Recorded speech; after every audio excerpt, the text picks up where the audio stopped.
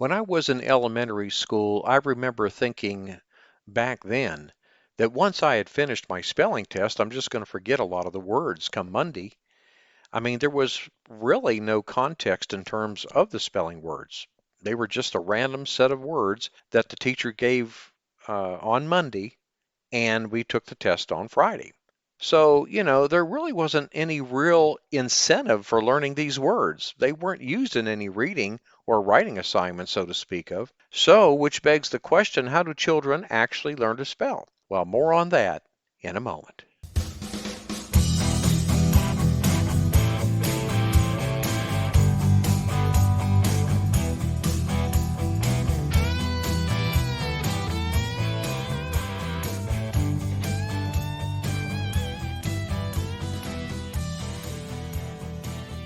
Welcome to episode 66 of the Teacher Rockstar Podcast, a place where tips and strategies critical to the new teacher are discussed. I'm your host, Steve Hiles, and in today's episode, we're going to be talking about tips on teaching spelling. Well, initially, youngsters learn how to spell in the first and second grades. By that, I mean high frequency words or sight words. And most of this early learning is rote memorization. Now, this goes without saying that the more students use their spelling words in writing activities, the more that they will eventually learn how to spell words correctly. Many of the spelling words come from the Dolch list. The selection of words make up about 50 to 70% of all text in children's books. What are some things that a teacher can do to foster good spelling skills? Well, for starters, the teacher must encourage reading, and lots of it. Let's face it, the more a child reads and sees a word spelled correctly, the easier it is for them to transfer knowledge from short-term to long-term memory. Another strategy you may find useful is for the teacher to say the word, spell it out loud, and by doing so, we'll encourage students to do the same. Display the words on a word wall once you've introduced the word to your classroom. Okay?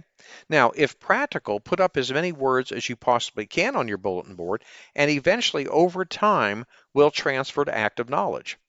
Have your students work with crossword puzzles and games, which get students involved. Now, these are very, very good activities.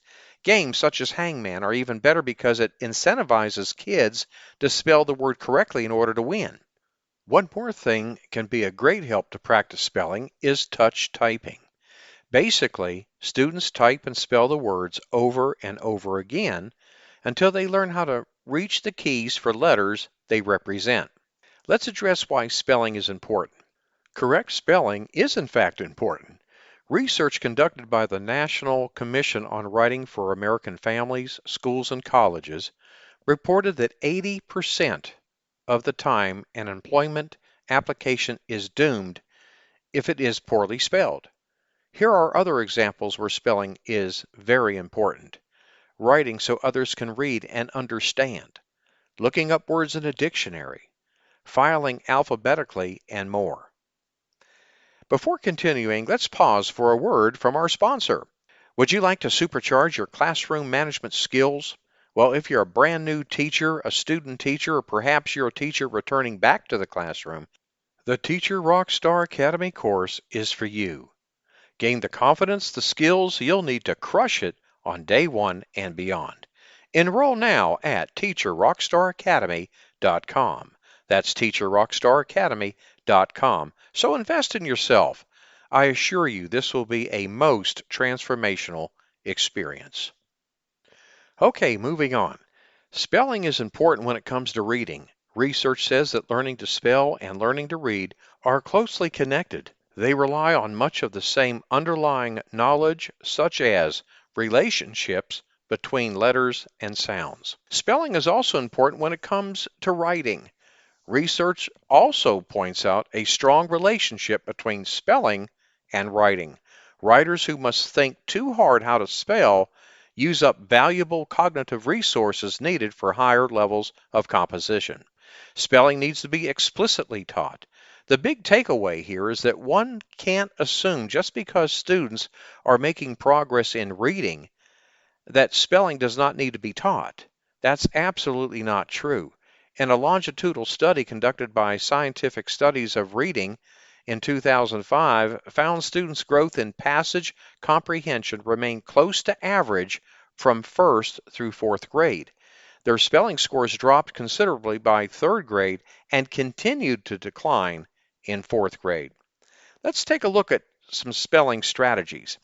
The average person uses somewhere around 10,000 words freely and can recognize some 30 to 40,000 words. Now, here's the good news. One doesn't have to be able to correctly spell all the words in his or her listening, reading, and speaking vocabulary to be an effective speaker.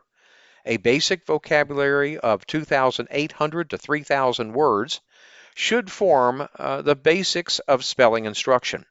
One important note to remember that when choosing words for spelling instruction, focus on regular spelling patterns, high-frequency words, and frequently misspelled words. Let's consider the traditional approach to spelling. Like I mentioned at the beginning of the podcast, once I finished my weekly spelling test, I had already forgotten some of the words. So let's consider the following here.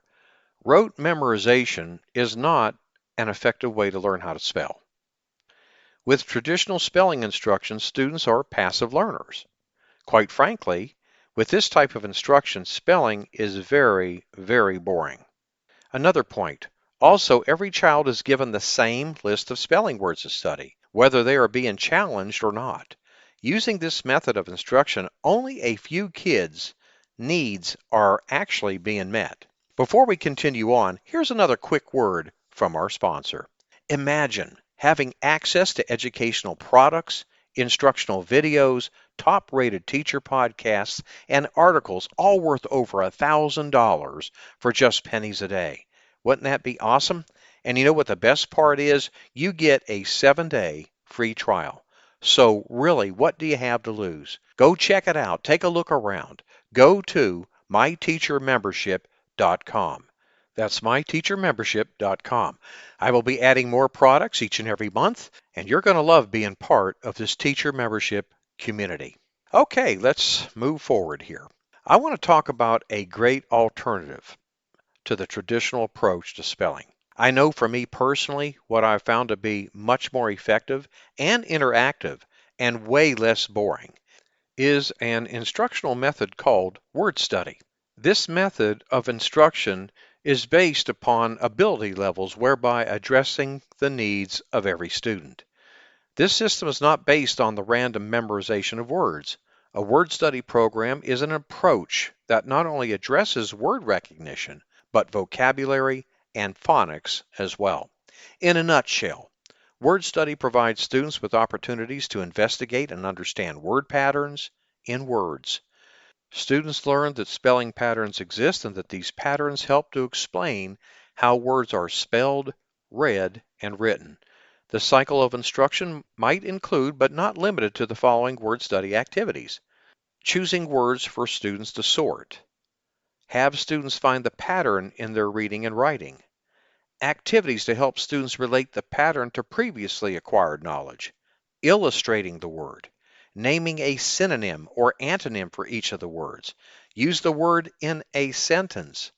All in all, word study invariably is a much better approach to learning how to spell instead of just arbitrarily giving a list of words out to students on Monday and giving them a test on Friday with virtually little or no feedback in between. Well, this brings us to the end of this episode, and I want to thank you for listening to the Teacher Rockstar podcast. I'm your host, Steve Hiles. We hope you got some value listening to these tips and strategies regarding teaching spelling. When you get a moment, visit my blog and subscribe to my newsletter for the latest educational research, best practices, and unadvertised free bonuses. Go to stevesclassroomresources.blogspot.com. And don't forget to subscribe to us at the Teacher Rockstar Podcast. And if you'd like to support us, please feel free to share our podcast with others. Post about it on social media. Leave a rating and review. That would be greatly appreciated. Thanks again, and we'll see you same time, same place. And remember, my friend, you got this.